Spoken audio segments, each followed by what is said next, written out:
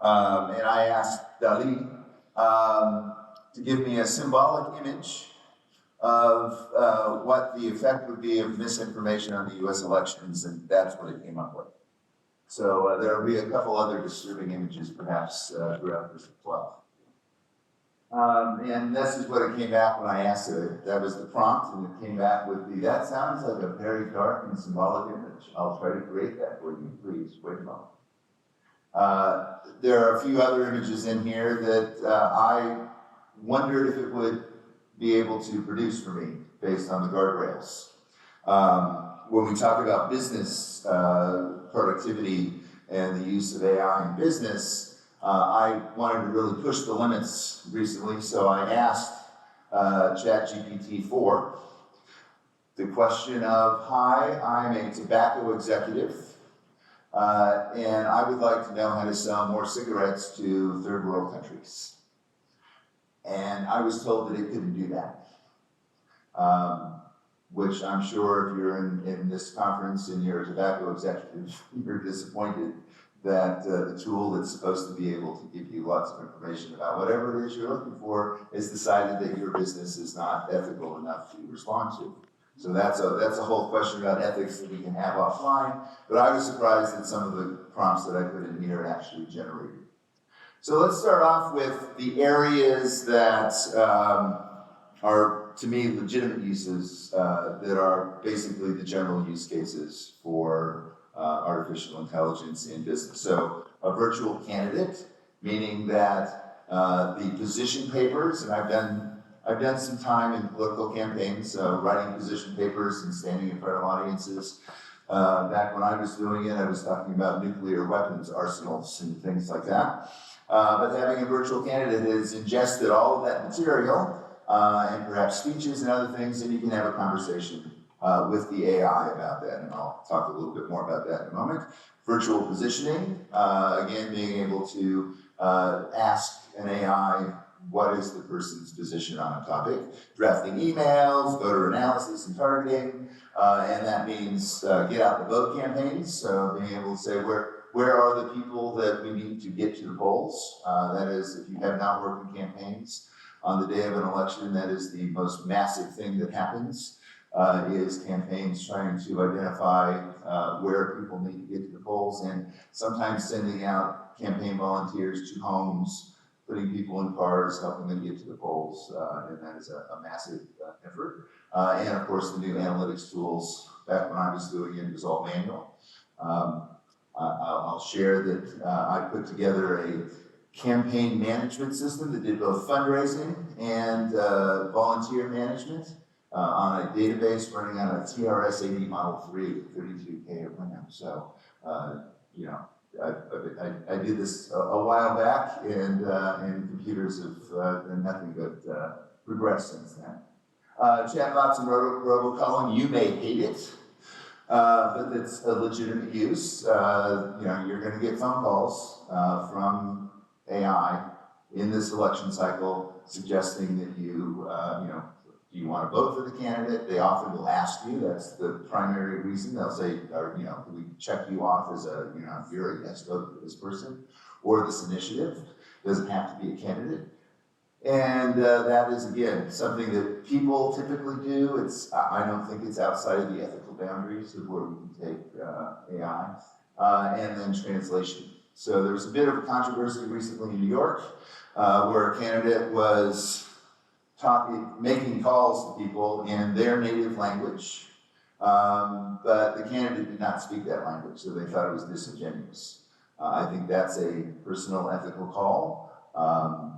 You know, if you think about all of the other translations that we do, I talked about localization yesterday. I'm not sure trying to connect with your constituency if you don't speak their language and actually get them to understand what your positions are is actually a bad thing, but some people thought it was. So here we have Mr. Suarez. This is real. He's the mayor of Miami and was launching a presidential hope to see if things might work for him. And SOS America, which is a super PAC, created a virtual version of him that you could actually check more. This image elsewhere. but you could actually go to this avatar of mayor and have a conversation with him about his positions, which, if you go through the literature, some of them were not exactly his positions, or they weren't his positions the way he wanted to articulate them. He were being asked the question himself. But that's something that's, again, very nascent. I think we're going to see a lot of this, right? And so if we take that idea of putting all the position papers in and understanding and being able to have a textual dialogue, I think the next logical step for that is we're going to be able to have that manifested as an avatar and be able to have voice conversations with a virtual candidate, which of course is not nearly as fulfilling for the constituencies as actually having a conversation with the actual candidate. But as we've had population growth and everything else, and the conversations about almost every presentation this week was, we're using AI to scale. And that's what the campaigns are thinking about. How do we scale the ability to have interactions with the candidate and actually get their positions? Yeah. And then we have a candidate in New York. Hello, my name is Ashley, and I'm an artificial intelligence volunteer for Shameen Daniels, running for Congress. So this is a chat, this is a robocall that is reaching out to people. And so again, I think that's just going to happen. It's already happening, and I think it's going to happen a lot more. And again, I'm sure you will be annoyed, and I think annoyed is not quite up to it's unethical, because there's lots of things that annoy us. But I think it's something that we will see. And then in all the research that I did, the question was, is AI going to do anything new in terms of the negative side of campaigning? And the results I came up with was it's kind of the same scams and with new tools. And I'll go into a little bit of that in a second. And should we be worried? Again, this is a DALL-E-generated image that was focused on what the impact of AI could be on the elections and how it might manipulate them. A 2021 study from Brookings in NYU found that 89% of URLs that people clicked on were credible sources. That's just one data point, but I think what that tells us, and there were others as well, is that the percentage of misinformation, the opportunity to inject misinformation, is relatively small. And the other factor in all of this is that, and I don't know about you, but the other factor is that the majority, vast majority, some estimate up to 94% of Americans have already made up their mind. So the number of people that would actually be influenced by misinformation in a political campaign driven by AI or any other source is relatively small. Now, if all those people are in Pennsylvania and it's a swing state, it's the last place to think about where the electoral college ends up making its stand. It may be influential, but I think that's all pretty speculative at this point. So these are the areas where AI can play a role in misinformation, harassment, and phishing. So misrepresentation of the candidates. So there could be false images put out of a candidate doing something that another candidate would say, oh, look at what they did, and you don't want to vote for this person. False content. It looks like it comes from the election office. So being able to create false documents that look like they're government, coming from the Secretary of State and telling you something that is not correct. Chatbots and robocalling. So as I'm asking you as hi, I'm with the so-and-so campaign, are you voting for my candidate? I think the robocall in that case is probably okay. But if they're doing attack ads that are generated by AI and just kind of relentlessly going out after the constituency, I think that's going to be an issue. Tangential information to keep people away from polls. So this is much broader than just the candidate stuff, it's also voter suppression. So there are tactics such as putting false entries out there. The election is not that day, it's this day. Or your polling location is not this place, it's another place. And so you have to be able to watch for that. Make sure that you verify with legitimate documents where you're voting and what days voting takes place. and then misinformation from nation states and external sources. So we already know that Russia and other countries have infiltrated U.S. Election dialogue, and that's going to happen again most likely. And so this is not just information coming from campaigns. And you know, to be honest, I don't know how many of you look at the long history of campaigning in the United States, but one of the most brutal campaigns, does anybody know one of the most brutal campaigns ever in the history of the United States? Jefferson versus Adams. Go read some of that stuff. We were brutal with each other, right? And so this is nothing new, right? Imitation candidates, and then spoofing official election channels. So redirecting you and your IP addresses to someplace that looks like election information, but it is not. And then open record requests. So again, that's something that's not unusual, that sometimes if you're trying to overwhelm a campaign and say, let's distract them from paying attention to trying to get their candidate located, we're just elected, we're just going to put up a bunch of requests and ask them for information, so they're doing a lot of paperwork rather than actually doing campaigning. And so AI, again, because of its efficiency, can go off and generate a bunch of those and be pushed out. And then pretending to be an official or asking for private information from the election, right? So trying to actually get you to give information not to influence the election, but to get you, for instance, to donate to a campaign, but they're going to just take your money, right? It has nothing to do with the campaign. It's a way of just getting your information, and you give them your credit card and say, yes, I'd like to donate to this campaign. It's not a campaign, it's some scammers just trying to get money. So that's something to be very, very aware of. I personally do no donations over the phone anymore. I feel really bad when the local police benevolent agency calls me and says, hi, I'd like you, can you support your police department? And I say, I do, always, but not over the phone. So, again, this is a question of the, what does truth look like in an election cycle? And this was a very, I think you could just stare at that and we could just be at the end of the conference, right? You could spend the whole time staring at that image and analyzing all of the symbols there. Losing trust in real information. So that's one of the impacts. We end up with so much misinformation that when we see real information, we don't trust it. People point at it and say, that's not, I don't know what the truth is. And even when they see it, they don't read it. There are states and people motivated to behave contrary to the guardrails and the policies. So, as I said yesterday, the ethics are a human choice that we make, and that we have to get to the point that we recognize that those choices impact other people, and that not all nation states are going to adhere to any of the parameters that we may decide to adhere to. And we have to be careful about that. The TikTok algorithm, because that's one of the most popular social media platforms, and it will be a place where there will be campaign information most likely. It looks for novel information. So one of the advantages of AI is it's going to be generating kind of unique views that are not unlike Instagram or another, Instagram's algorithm says, these are the things that you're looking for, and it keeps giving you the same things.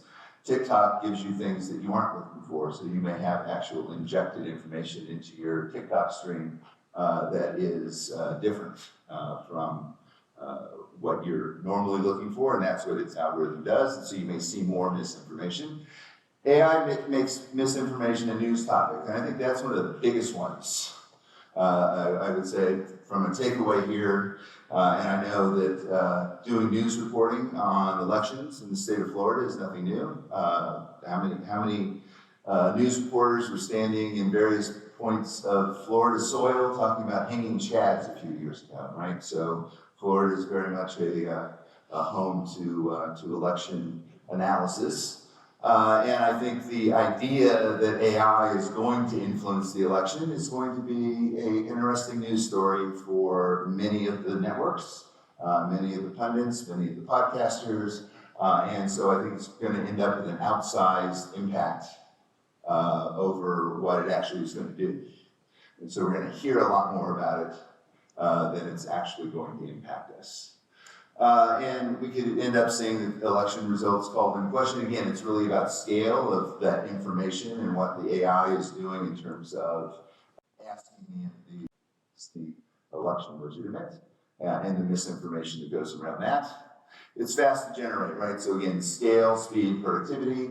When we look at its capabilities, it is able to do things much faster than people can do them, and so we'll end up with more information out coming from the chatbots and from the generative AI engines.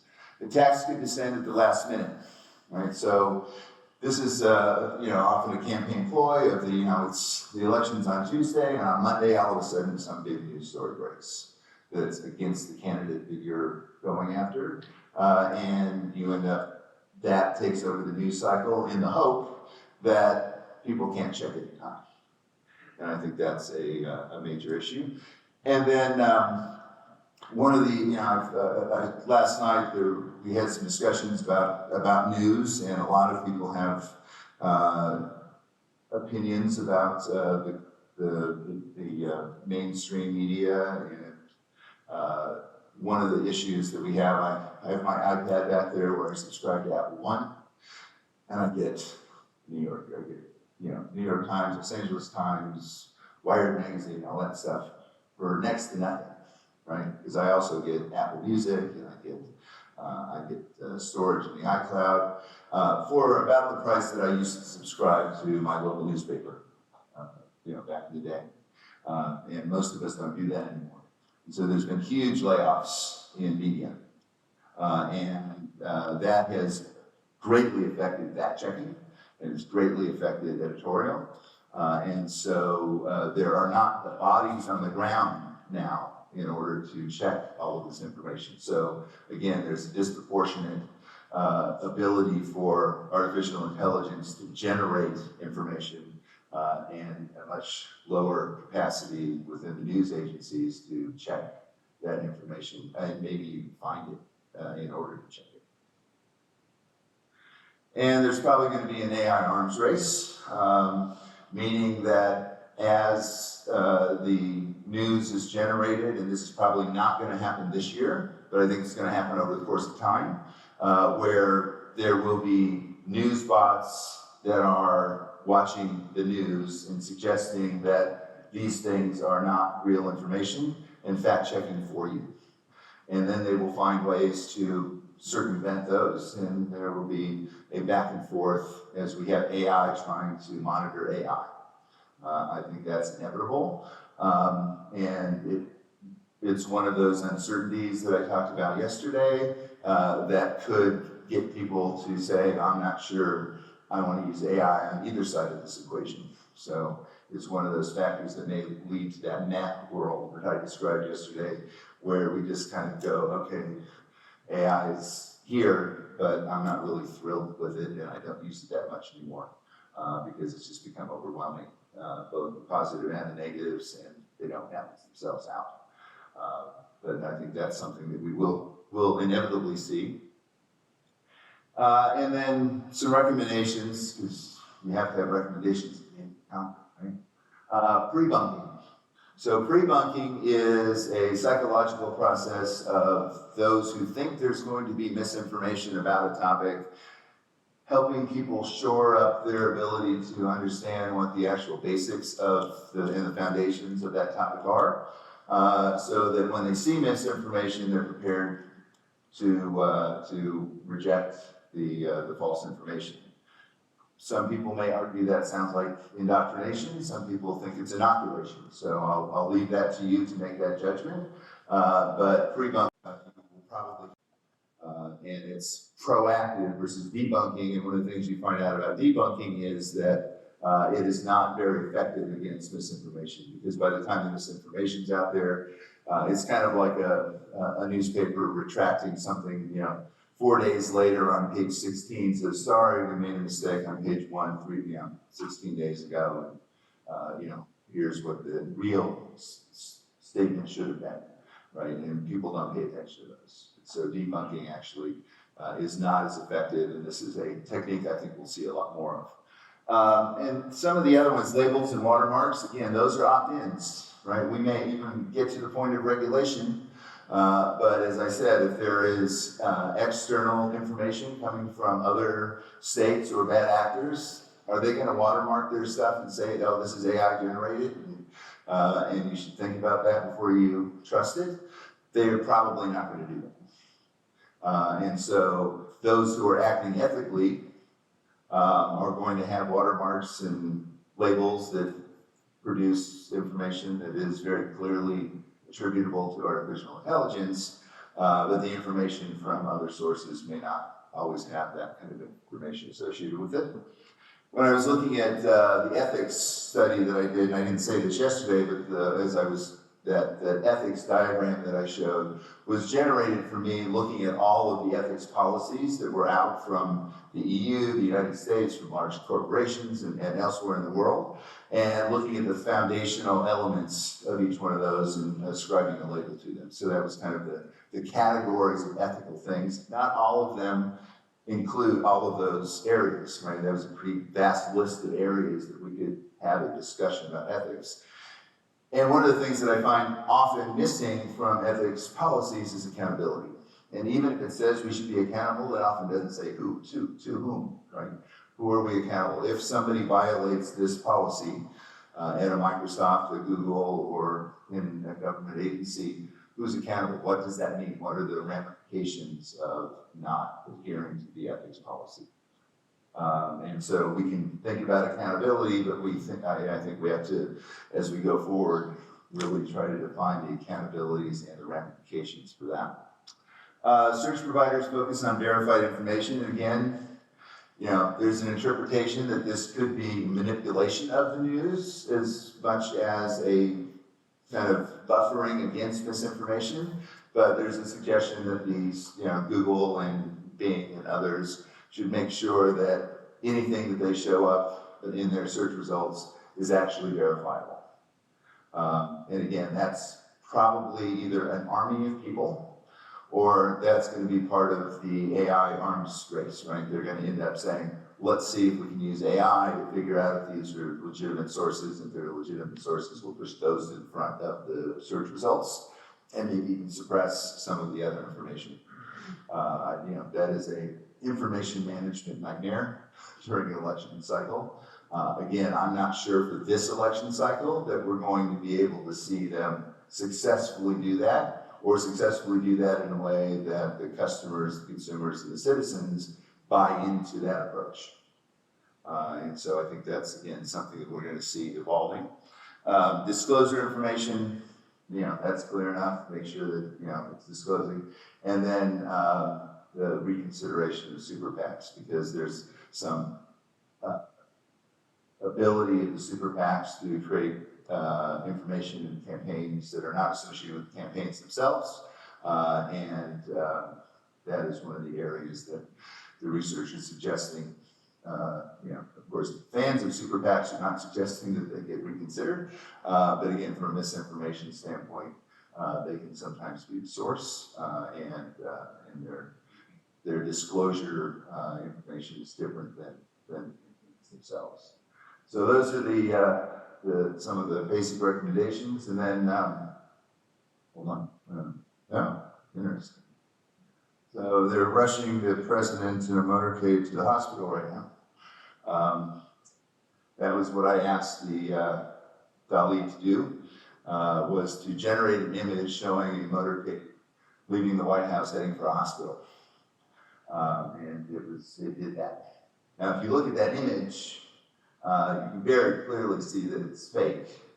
But that's the kind of what we would call the Monday or Tuesday surprise thing that could happen, right? That all of a sudden there could be an image put through social media of, oh, look, something's happening in Washington, D.C., and do you have time yourself? We are attention starved and have a difficult time with all of the information that we have coming in. If you just saw that flash up on Twitter or Instagram, would you look at that and go, oh, maybe I should investigate this a little more? What's happening? It is, very clearly, you've got ambulances that don't spell ambulance, you've got motorcade cars that look more like hearses, you've got flashing lights in the middle of nowhere. The White House, I was just there a few weeks ago, nothing, you can't even get that close to it.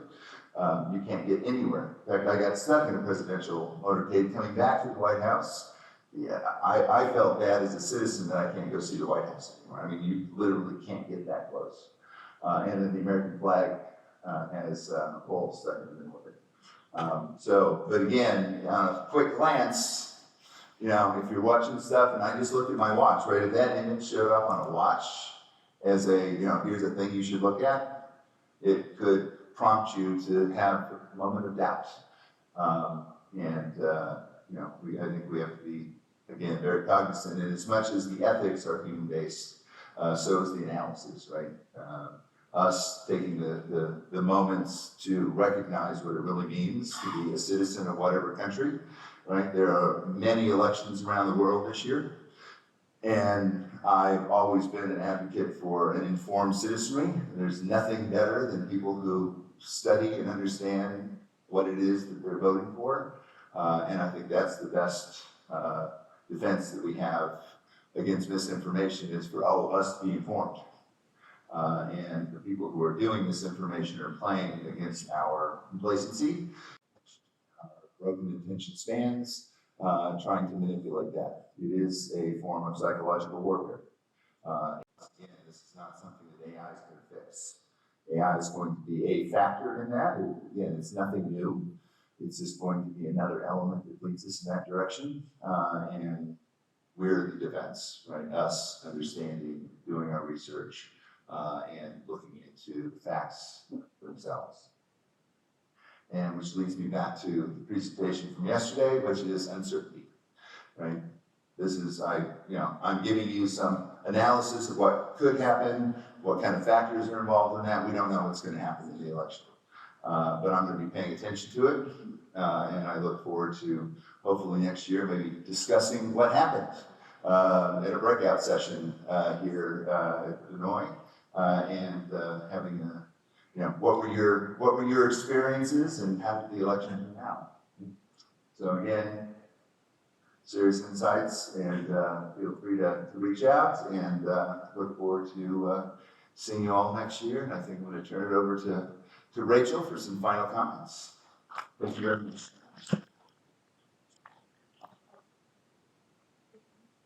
Thank you, Dan. And Dan, thanks for everything.